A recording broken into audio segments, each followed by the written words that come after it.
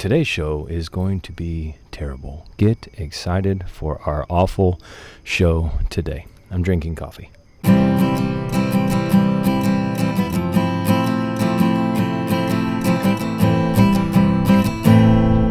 Hey gentlemen, welcome back to the Oak and Ember podcast. I am the host and founder, Garrett Hines, and man, I have a great show for today. When I think about like how to do intros and stuff, it would be dumb to say things like, today's show is going to be terrible. Get excited for our awful show today. I'm drinking coffee. Oh man, okay, so now I'm wondering if those sounds are audible. Okay, anyways, we have a great show today, man. I'm excited for today. Lots of things I wanted to talk about.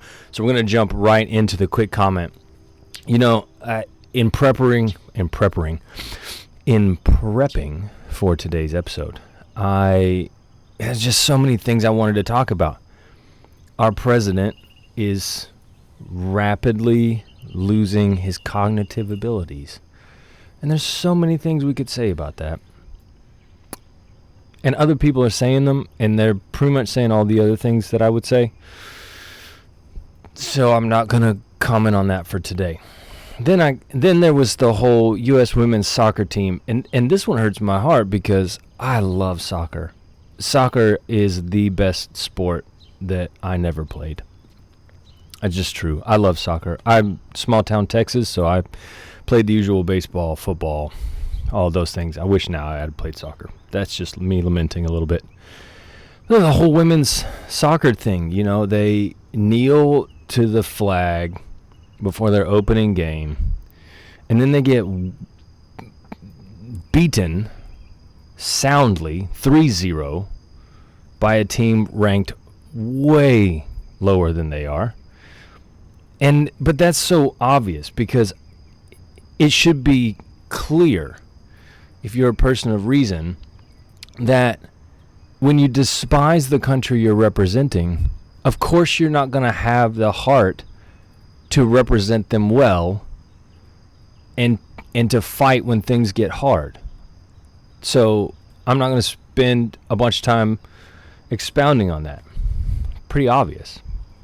And I'm going to move my mic because I can hear my breathing. That's weird. Okay, that's better. So the thing I wanted to comment on today is near and dear to my child heart.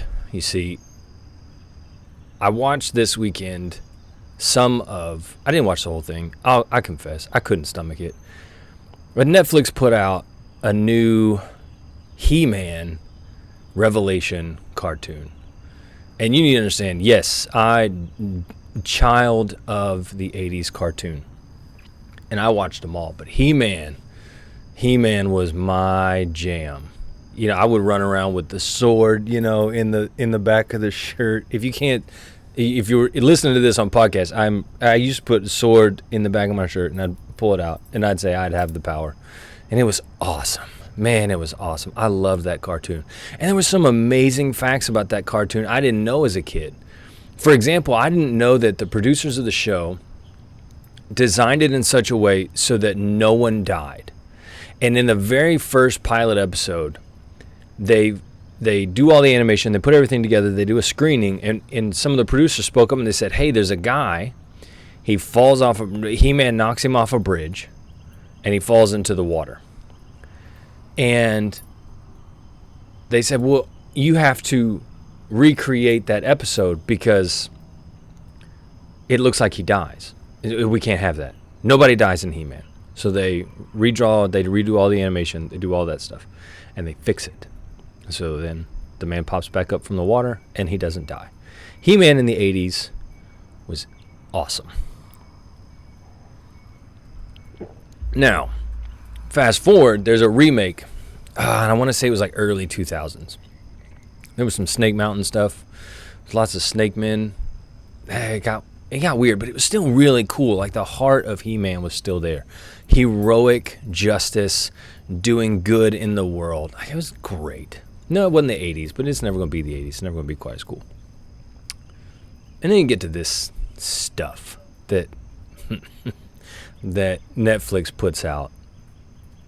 And I really wanted to like it. The animation is gorgeous. It's well shot. It's dynamic.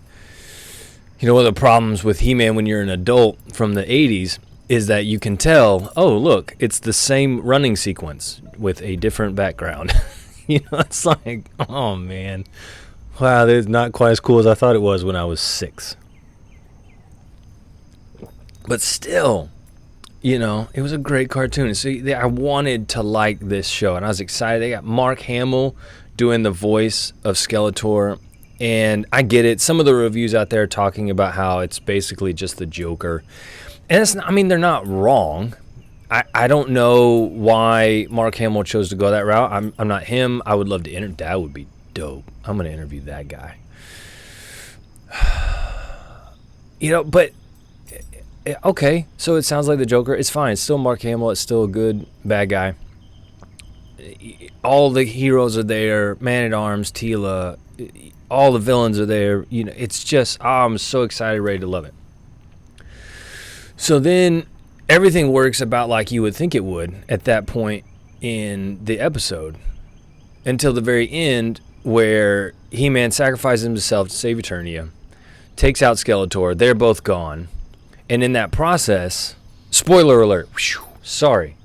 Dang, I didn't do the spoiler alert. That's my bad. You know, in the process of this whole deal, hold on. I'm thinking that... no, well, we're just going to leave it like it is. Sorry, I'm looking at the camera, and I can tell that the light is already getting brighter, and my f-stop is not where it should be, but we're going to make it work for today. So anyways, spoiler alert, if you haven't watched it and you're interested and you don't want spoilers, fast forward, I don't know, a few more minutes. I might rant a little bit, so a little extra minutes. So He-Man, Skeletor disappear. In the process of them disappearing, Tila finds out that Prince Adam, is He-Man. And she's one of the few people, not few, excuse me, that's the other way around. She's one of the many, many people in Eternia who don't know that Prince Adam is Tila. Sorry, that was not it. Prince Adam is He-Man. She's one of the few people that doesn't know Prince Adam is He-Man. And instead of doing what a normal person would do in this situation, because see, here's the deal. Tila's an orphan, but she grows up with Man-at-Arms. And the entire 80s cartoon, and even the remake in the early 2000s, their relationship is fan-frickin-tastic. It is what a father-daughter relationship should be. He empowers her. He makes her, you know, basically his right-hand warrior. She's boss sauce. She can fight. She can go toe-to-toe with everybody else under the sun. And their relationship's spectacular. Now, the problem is with this Kevin Smith remake that all of that gets tossed out the window. As soon as she learns that there was a secret that she didn't get. And that takes me to problem number 1. Episode 1 ends with Tila going on this tantrum about, boo-hoo, poor me. Why didn't I get to know the secret? Why did you keep the secret from me? Why did blah, blah, blah, blah, blah, blah, blah. All this stuff. And it's really frustrating.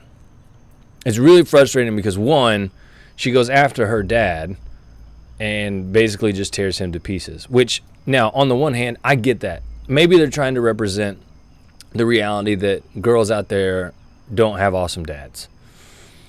Okay, the problem is you just chucked all the history of the cartoon for that plot device. She throws a big tantrum. You're all terrible. Eternia's terrible. And basically, this thing goes super woke. The patriarchy, right? The tyrannical patriarchy, whatever. And she takes off her little headband, lets her hair fall down, throws it on the ground, says, I'm leaving. And basically what they're communicating is all power, all knowledge, all information, all secrets, all things should be for everyone. Hello, does that sound familiar to anything that we're dealing with in the political or cultural world right now? And because she's not let in on the secret, everybody who kept the secret is bad. And all of that stuff is just not going to work. And it's really frustrating because it's stupid. It's a stupid idea because, first of all, a car just drove by. I film this stuff outside. The problem is that, no, it doesn't work that way. You don't get to have all the information just because you exist. You don't get to have all the secrets and all the power just because you're a living being. That's not how this works. There's all kinds of stuff that we don't share with our kids right now because it's not appropriate for them to know. And for whatever reason, if you want to jump real deep into the cartoon here, Man-at-Arms decided it wasn't in her best interest to know. So she doesn't know. And she goes on this big tirade about I didn't know. And that for me, I'm like, oh, I'm already out. You killed He-Man. And you're raising up this anti-establishment, anti-order, anti-male, main character in Teela, which is terrible because Teela in the 80s and in the early 2000s was an awesome character. I want to be real clear about that. Teela is a fantastic character. And they just ruined her in like less than 5 minutes. And I'm going to come to the argument on this stuff here in a minute. So then that takes me to problem number 2.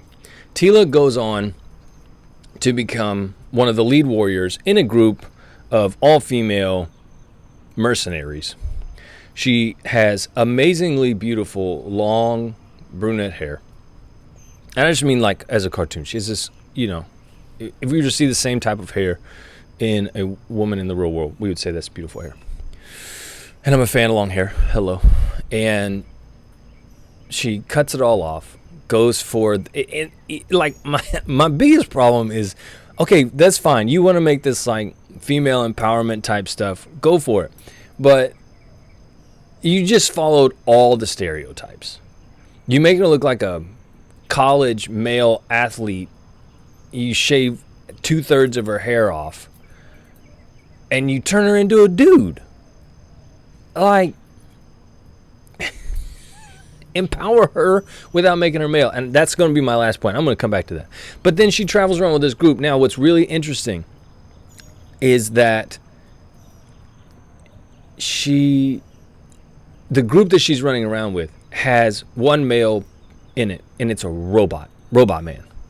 Now, I get it. Robot man is a sentient being, but the metaphor there is not lost on people paying attention.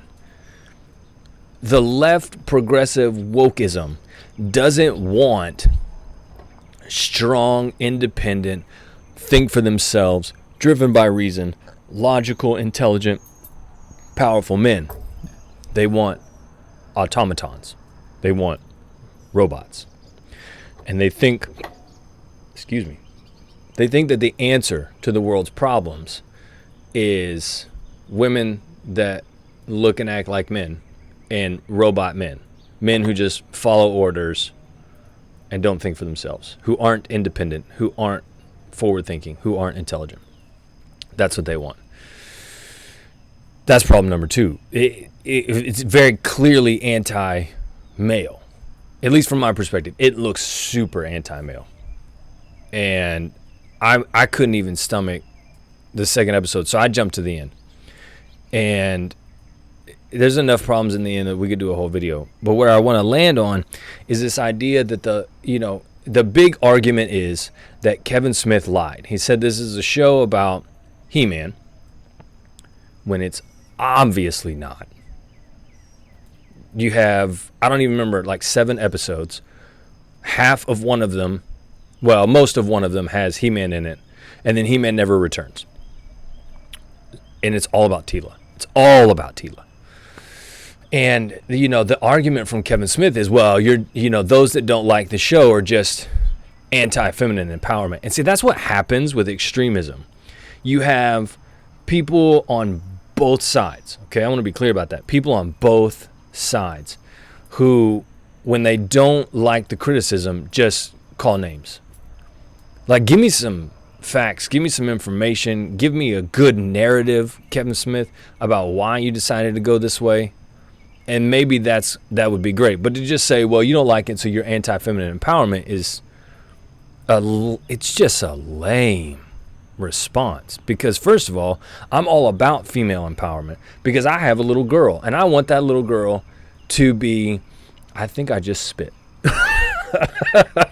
Sorry, I'm worked up, man. I want my little girl to just, man, I want all the things for her. And I want her to live her dreams no matter what. So, heck yeah, I'm all about female empowerment, Kevin Smith. What I'm not about is female entrapment. Because see, what you did was you created a cartoon character and you didn't exonerate or exemplify the beauty and the strength and the power of the female spirit. You turned her into a dude. So, in fact, what you did was not empower a woman. You empowered masculinity. You said, hey, women can be just like men, so we're going to turn them into men. And that's not female empowerment. Because, see, there are differences, in the sexes. Yes, women can be strong. Yes, they can be fast and powerful and warriors. And all of those things can be true, and they can still be super feminine. And you didn't do anything to exonerate the compassionate heart of a woman. You didn't do anything to exonerate the merciful heart of a woman. You didn't do anything to exonerate the ability to see the broader perspective that so many women have. And what you did was you created a female character and you just said, well, she can be like a man, so we're going to make her like a man, and that's going to be female empowerment. No, it's actually entrapment. Because now you're going to have a bunch of little girls that think they need to walk around with pixie haircuts looking like college male athletes. And that's stupid. It didn't empower women. It just said, hey, women have to look like men. It's dumb. And you killed the best character that I love, and I take that a little personally, because what you essentially said is, we don't need strong men, we need robots. And that's dumb. All right, so here's what I'm going to do. I'm going to pause the video because I'm getting washed out completely. Those of you watching this on YouTube, thank you for enduring. So I'm going to fix my camera real quick, and we'll jump back into the episode. Thank you for that. Now it's much better on the camera. Okay. So, the last couple of episodes that I've filmed have been really intense, and they've been about, like, heavy things. At least they feel heavy to me. And so what I wanted to do today was do something a little bit lighter, and that is, for all the guys out there, how to tell dad jokes. Now, I feel as though I have a little bit of an unfair advantage because I come from a lineage of men that tell epic dad jokes as if they were the funniest thing on the planet. And I love dad jokes, man. First of all, I love being a dad. And I love to tell a joke that makes my son do one of these faces, like, because then I know it's a good one. So I think every dude out there, every man out there ought to know how to tell a good dad joke. Because one, they break the ice, right? They break the ice and they say, hey, I'm not too cool. I'm not too cool to tell a lame joke because I like to make people laugh. I think that's wonderful. And then it lets other people kind of relax, dad joke. The purpose of dad jokes really isn't to be funny. I mean, maybe it is. Maybe some dads are out there like, I am going to be hilarious today by telling really good dad jokes. I don't think that's the goal. I think the goal is really just to help people chill out, relax, put the walls down, right? So you tell a good dad joke, and then it's endearing. My granddad was freaking awesome when it came to dad jokes. And I think the man only knew like 7 of them. But every time he told them, man, it was like he was telling them for the first time. And it was so good. And I loved the way granddad told his dad jokes. My dad is hilarious. And I love watching my dad tell dad jokes to my son because my son thinks they're funny. And I'm just like, Dad, that's the 98th time you told that one. And my son looks at me the exact same way, like, Dad, we know.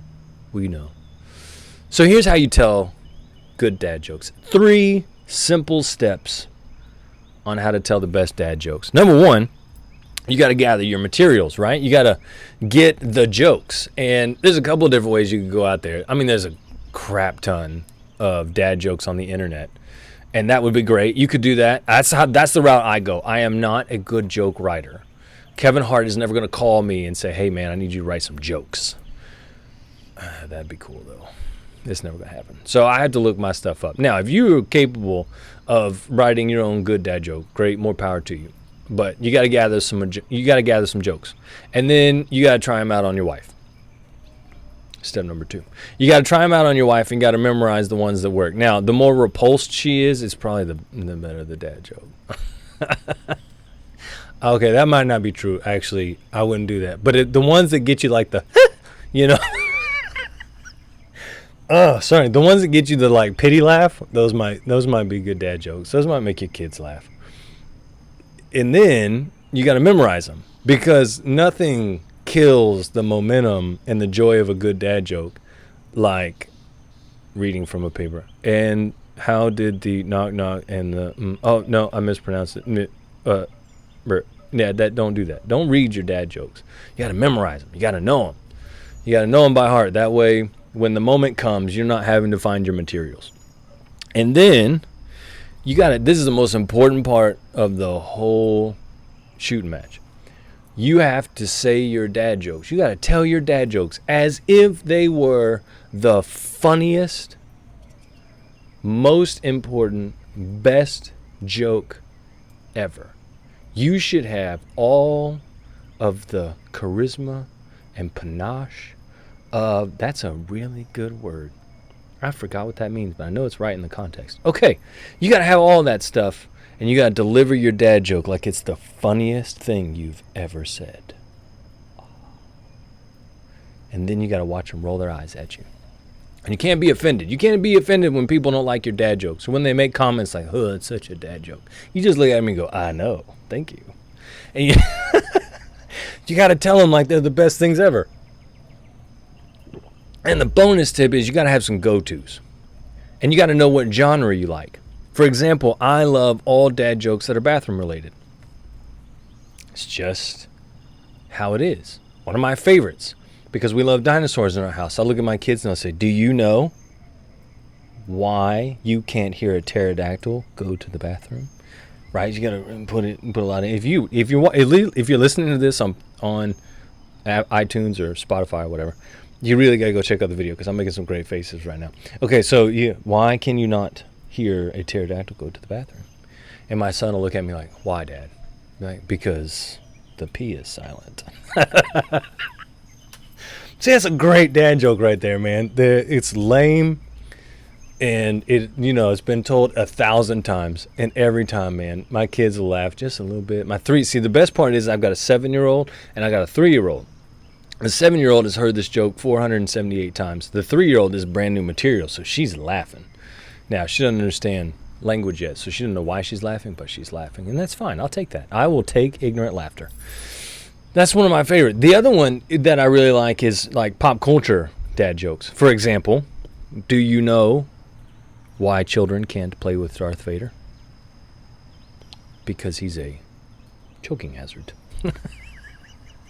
And that's the best part of a dad joke. If you could just laugh at yourself, that's at least one laugh, and that's enough for a dad joke. All you need is the one. Or, for example, do you know what the internal temperature of a tauntaun is? That's right. Lukewarm.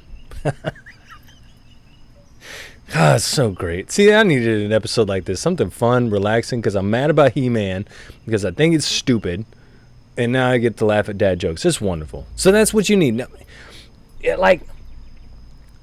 guys out there, even if you don't have kids, this is a wonderful skill to have. Telling a good dad joke, it just, you get into an intense moment, or you're, in a group with mixed people, you got dudes and girls and all the things. I don't know why I keep saying dudes today. I don't know. I feel like because I'm talking about the 80s, my language has transgressed back to the late 80s, early 90s. And it's radical, far out, dude. Okay. Just being around your friends, you tell a good lame dad joke, and man, it just helps everybody kind of relax because it's not pretentious. You're not trying. You're just trying to help people laugh and have a good time. So that's how you tell a really good dad joke. Get you some material, practice it on your wife or girlfriend or roommate or whatever. Because again, dad jokes aren't just for dudes that don't have kids yet, aren't married yet. Practice your dad jokes. So then you're well versed and ready when your children come. It'll be great. You won't even have to practice. I got into the game late. I had to practice it, but I'm okay. All right, so practice them on your wife, and then tell them as if they are the funniest joke ever. I'm playing around with having my mic right now. It's super fun. All right, man, you guys are awesome. Please make sure to subscribe to the channel wherever you are listening to this, whether it's YouTube, iTunes, Spotify. Subscribe, hit that notification button, and more importantly, this is the thing I really want to emphasize. Share the episodes. Like, I wish there was a metric. Maybe there is one. Maybe there's an analytic for how many times this stuff gets shared. That to me is the highest metric. Because if you watch it or you listen to it and you find it worthy of sharing with somebody you care about, that means you found some value in it. So share this stuff out. Copy the link, text it. Copy the link, email it. Send it out. Share it with your buddies. Share it with the ladies in your life so that they can hold you to it and you can tell them really good dad jokes. Do all the things. Subscribe, notifications, and share this stuff. And as always, as we end the episode today, have a great rest of your day. And until next time, get out there and pursue life to the fullest. Cheers, guys.